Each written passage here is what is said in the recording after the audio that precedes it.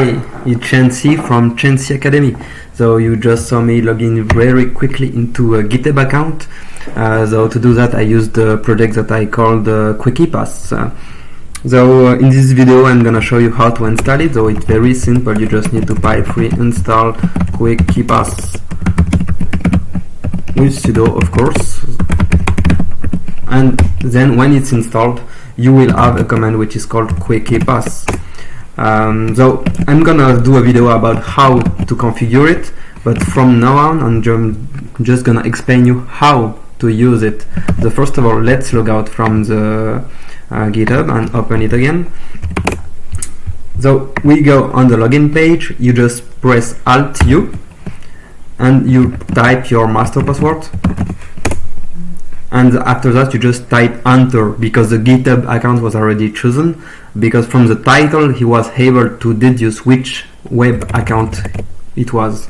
So if you want to just log into your Uber, you just type Uber. If you want to log into your GitHub, you just type GI, it's only sufficient, and after that you type enter. That's as easy as it sounds. Now let's go to another use case. For example, if we want to sudo into another user account, for root for example, you just need to Alt-U, same thing again, you type your master password again, enter. So you type your master password every time, because it's as secure as your KeePass database is secure. So this is just a wrapper to KeePass, which means that no master password is stored on disk anytime.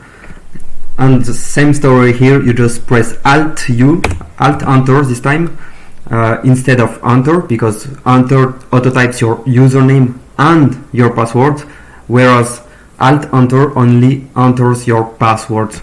So that is for the use case. I'm gonna do another video about how to configure it, and it is as easy to configure as how it is to use. And if you see the video, you will also be able to see how to configure it to be even faster and even more secure. Thank you.